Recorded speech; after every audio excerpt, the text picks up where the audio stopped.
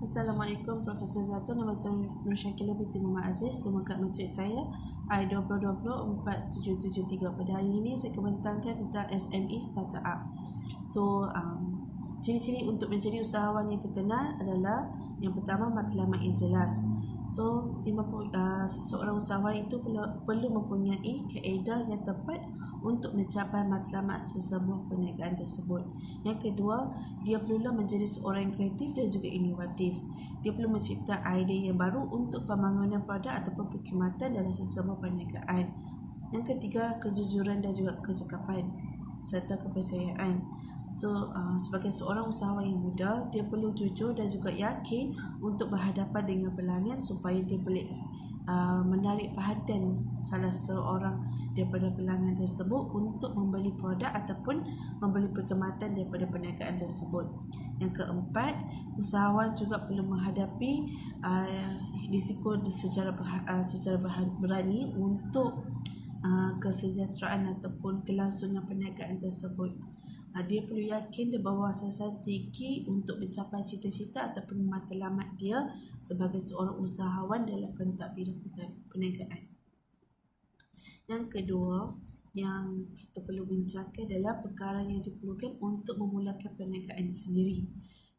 Dalam untuk perkara-perkara yang perlu dimulakan ataupun cara-cara untuk memulakan perniagaan, dia mestilah mempunyai idea. Idea ini adalah dijana dan direalisasikan sebagai suatu usaha dan strategi. Segalanya bermula dari idea perniagaan. Sebab dalam perniagaan, idea ni dia adalah banyak membawa kebaikan dan juga paling penting dalam sesebuah usaha perniagaan, sebab dia membantu memacu tindakan bukan secara angan-angan yang tidak terlaksana, ataupun ia satu bentuk kreativiti yang menghasilkan keunikan bisnes yang akan dijalankan. Yang kedua, pelanggan. Pelanggan sangat penting dalam sesebuah perniagaan kerana ia membuat pembelian dan juga menyampaikan maklumat. Yang ketiga, rancangan. Rancangan ini sangat penting agar tidak sasar daripada objektif, plan, tindakan dan juga tempoh masa yang ditetapkan dalam sesebuah organisasi perniagaan. Dan yang keempat sangat penting iaitu sokongan.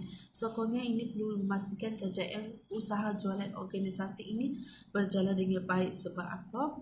Sokongan, kalau tiada sokongan dalam sesebuah perniagaan, kita takkan dapat sambutan dan takkan ada untung ataupun rugi dalam sesebuah perniagaan. Seterusnya, saya akan bincangkan tentang jenis perniagaan dan kepentingan pendaftaran cap dagangan. Yang pertama, pemilikan tunggal. Pemilikan tunggal ini dimiliki sepenuhnya oleh pemilik guna nama peribadi.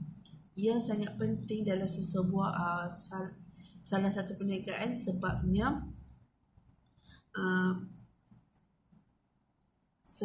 ia boleh dimiliki oleh seorang usahawan sahaja dalam sesebuah perniagaan. Yang kedua, rakan kongsi. Rakan kongsi mempunyai lebih daripada seorang pemilik dalam sesuatu organisasi ataupun dalam suatu syarikat tersebut. Yang ketiga, syarikat sendirian berhad.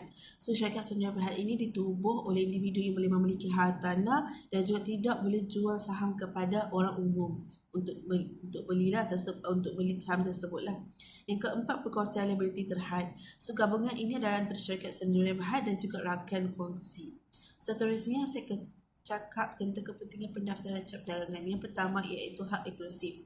Hak eksklusif adalah pemilik cap dagangan yang berdaftar mempunyai hak eksklusif untuk menggunakan cap dagangan mereka dalam sesuatu perniagaan. Yang kedua adalah bukti perundangan.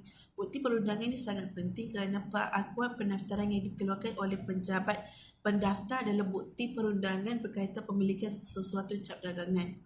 Yang ketiga ialah tempoh cap dagangan. Tempoh cap dagangan ini adalah sah selama tempoh 10 tahun daripada tarikh permohonan dan boleh diperbarui selepas 10 tahun. Seterusnya adalah tentang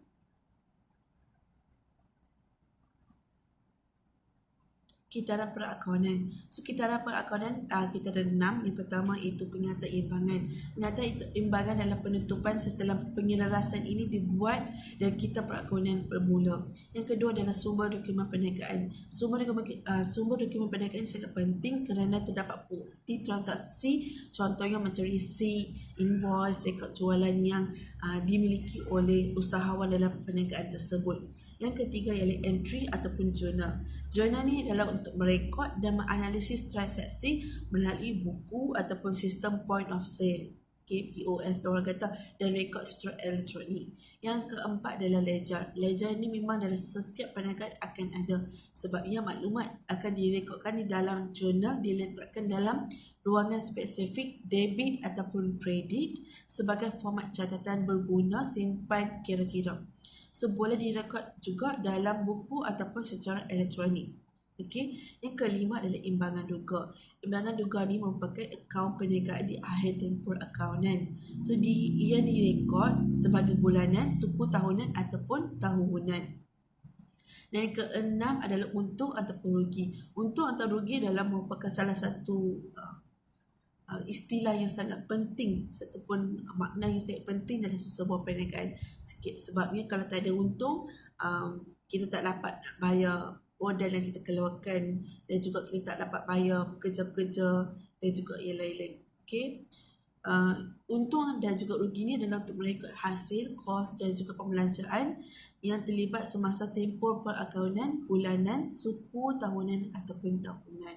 So dalam perniagaan pun tak boleh ada rugi, sebabnya kalau ada rugi kita tak dapat nak bayar kita punya bayar kepada pembekal. Contoh kalau kita buka restoran ataupun kedai makan, kita tak dapat nak bayar kepada distributor yang datang hantar bekalan stok makanan dekat kita. So bila kita rugi, kita tak dapat nak selesaikan hutang-hutang yang ada. So hutang akan jadi semakin banyak dan kita akan mengalami kerugian dalam perniagaan tersebut. So itu sahaja daripada saya. Terima kasih saya ucapkan.